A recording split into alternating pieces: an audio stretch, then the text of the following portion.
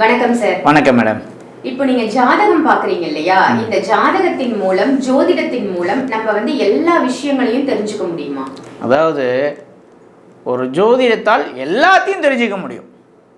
ஆனால் எல்லாத்தையும் என்னால் தெரிஞ்சுக்க முடியுமா அப்படின்னு தான் இங்கே நான் பார்ப்பேன். ஏன்னா மற்றவங்களால தெரிஞ்சுக்க முடியாதுன்னு சொல்லக்கூடாது. நம்ம எப்பவுமே நம்மளை விட நம்ம ஆப்போசிட்டில் இருக்கிறவங்களுக்கு அதிகமாக விஷயம் தெரிஞ்சிருக்கும். என்றைக்குமே எதிராளியை நம்ம ஈஸியாக எடை போடக்கூடாது. ஜோதிடத்தில் எல்லாமே தெரியும், ஆனால் முன்னோர்களுக்கு அது தெரியும். இன்றைய காலகட்டத்தில் அனைவருமே இன்க்ளூடிங் யாராக இருந்தாலும் சரி, ஜோதிடத்தில் கரை கண்டவர்கள்லாம் இன்றைக்கி யாருமே கிடையாது. அன்றைக்கெல்லாம் முன்னோர்கள்லாம் குறித்தாங்கன்னா டேட்டு மிஸ் ஆகாது, மரண டேட்டே குறிப்பான் முன்னோர்கள், அந்தளவுக்கு ஷார்ப்பு. இன்றைக்கி ஏன் முடியல அப்படின்னா, அந்த விஷயம் தெரிஞ்ச கலை தெரிஞ்சவர்கள் அடுத்தடுத்து கொண்டு வரும்போது அதை நிறைய பேர் என்ன பண்ணிட்டாங்கன்னா, மற்றவங்களுக்கு சொல்லி கொடுக்காம தனக்கே வச்சுக்கிட்டு அப்படியே போயிட்டாங்க. அதனால் அந்த கலையோடைய ஷார்ப்பு பார்த்திங்கன்னா இன்னும் அதோடைய வீரியம் என்ன ஆயிடுச்சு அப்படின்னா குறைஞ்சி போச்சு. அதான் இன்றைக்கும் பார்த்திங்கன்னா ஜோதிடத்தில் அனைத்து விஷயங்களும் தெரிஞ்சுக்கலாம். மழை எப்போ பெய்யும், இடி எப்போ இடிக்கும், எப்போ போர் வரும், எப்போ ஒரு மனிதனுக்கு திருமணம் நடக்கும், எப்போ குழந்தை பாக்கியம், எப்போ வீடு அமையும், அனைத்து விதமான பிறவி முதற்கொண்டு ஒரு ஜாதகத்தில் தெரிந்து கொள்ள முடியும். ஆனால் அதற்குண்டான அனைத்து விஷயங்களையுமே நம்ம முன்னோர்கள் நம்மளுக்கு முழுசாக சொல்லிக் கொடுக்காத போயிட்டாங்க. முன்னோர்கள்லாம் வேறு லெவலில் பார்த்துட்டு இருந்தாங்க. பட் இருந்தாலும் இன்றைக்கி நம்ம அதை நோக்கி தான் படையெடுத்துட்டு அதை நோக்கி தான் பயணம் செஞ்சிட்ருக்கோம். இன்னும் துல்லிதம் மக்களுக்கு தெளிவான ஒரு விஷயத்தை கொடுக்கணுன்றது தான் நோக்கி நம்ம ஓடுறோம். இதில் நிறைய விதிகள் இருக்குது. ஜோதிடம் என்பது ஈஸியாக நம்ம ஒரு சனின்னு ஒரு கிரகம் எடுத்துக்கிட்டோன்னா அது ஒரே மாதிரியான பலனை கொடுக்கறதில்ல. அது வக்ரமானதாக ஒரு பலன், அது ஆட்சியாக இருந்தால் ஒரு பலன், நீச்சமாக இருந்தால் ஒரு பலன், செவ்வாவோடு சேர்ந்திருந்தால் ஒரு பலன், ராகுவோடு சேர்ந்திருந்தால் ஒரு பலன், குருவால் பார்க்கப்பட்டால் ஒரு பலன், சனி தசையில் சனி புத்தியில் ஒரு பலன், சனிக்கு வீடு கொடுத்தவர் நல்லா இருந்தால் ஒரு பலன், சனிக்கு வீடு கொடுத்தவர் ஆட்சியில் இருந்தால் ஒரு பலன், சனிக்கு வீடு கொடுத்தவர் சனி என்ற இடத்திலிருந்து 6, 8, 12 இருந்தால் ஒரு பலன், சனிக்கு உயிர் கொடுத்தவர் 6, 8, 12 இருந்தால் ஒரு பலன், சனிக்கு உயிர் கொடுத்தவர் வக்ரமாக இருந்தால் ஒரு பலன். இப்படி ஜோதிடம் என்பது ஏதோ ஜஸ்ட் லைக் தட்டுன்னு சொடக்கு போகிற டைம்லலாம் நம்ம ஈஸியாக இப்போ பாருங்கள், நான் ஒரு சனின்ற ஒரு கிரகத்தில் எவ்வளோ விஷயத்த சொல்கிறேன் பாருங்க. சனிக்கு உயிர் கொடுத்தவர் அஸ்தமனமான ஒரு பலன், சனிக்கு உயிர் கொடுத்தவர் வக்ரமான ஒரு பலன், சனிக்கு உயிர் கொடுத்தவர் அவயோகியாக இருந்த ஒரு பலன், சனிக்கு உயிர் கொடுத்தவர் யோகியாக இருந்தால் ஒரு பலன். அப்போது இது ஒரு மாஸ்டர் சப்ஜெக்ட். இது இப்போ நம்ம என்ன பண்ணிடுறோம், சனினா கெட்டதாக செய்வார் நினைக்கிறேன். கிடையாது. சனி தசை சனி புத்தியில் அடித்து தூக்கி ஹை லெவலில் போனவங்களாம் எவ்வளோ பேர், சனி புத்தியில் ஹை லெவலில் தூக்கி விட்டவங்களாம் எவ்வளோ பேர். அதனால் ஒரு கிரகம் என்பது பல விஷயங்களை நம்மளுக்கு சொல்லித்தரும், பல விஷயங்களை சொல்லித்தரும். அது அனைத்தையும் நம்ம படிக்கணும், அனுபவத்தில் அப்ளை பண்ணணும், கிளைண்ட்டுக்கு அது அப்ளை பண்ணி பார்க்கணும்.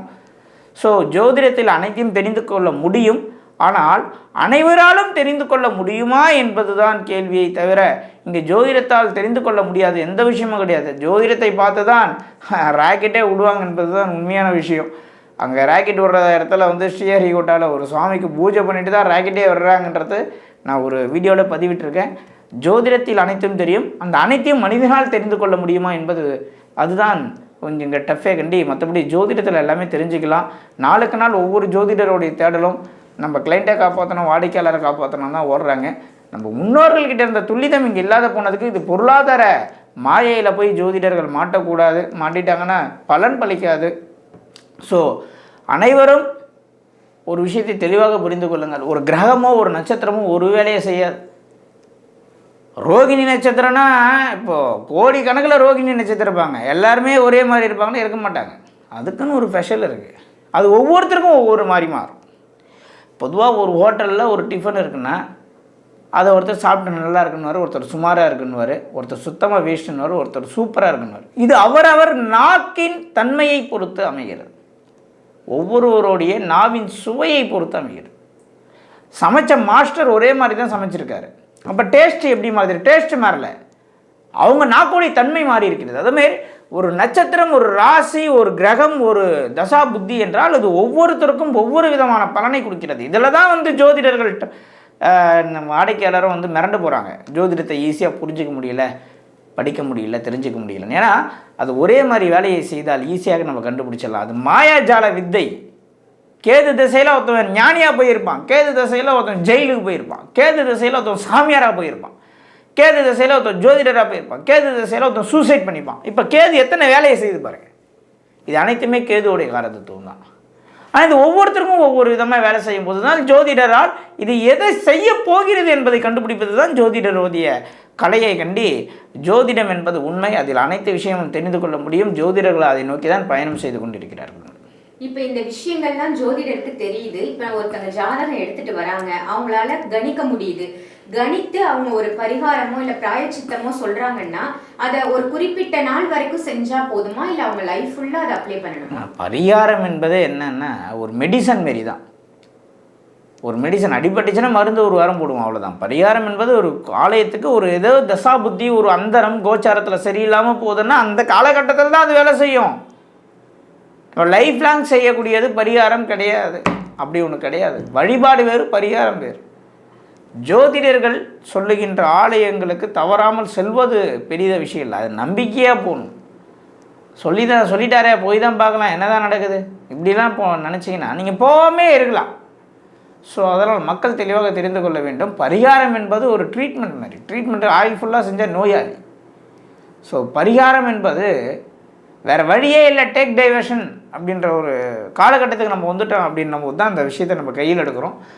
ஸோ அனைவருமே இறை சார்ந்த, இறை அன்பு, இறை உணர்வு, இறைவனை உணரணும்.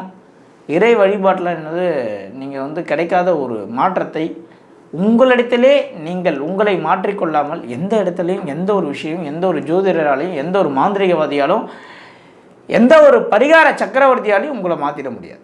ஒரு மனிதன் மாற்றம் என்பது தன்னிலிருந்தே தன்னுக்குள்ளே இருந்து அந்த மாற்றத்தை உணர்ந்தால்தான். மாற்றம் என்பது தன்னிடத்திலே இருந்து உருவாக வேண்டும் என்று மற்ற இடத்திலிருந்து உருவாவதன் பேர் மாற்றம் அல்ல, அது ஏமாற்றம். ரொம்ப ஒரு அருமையான தகவல் கொடுத்துருக்கீங்க. ஜோதிடத்தை பற்றியும் பரிகாரங்களை பற்றியும் நம்ம போய் பிராயச்சித்தம் பண்ணால் நமக்கு என்ன நல்லது நடக்கும் அப்படிங்கிறதையும் முழு நம்பிக்கையாக இருந்து தான் நம்ம செய்யணுன்றதையும் ரொம்ப தெளிவாக சொன்னீங்க. நன்றிகள். நன்றி மேடம்.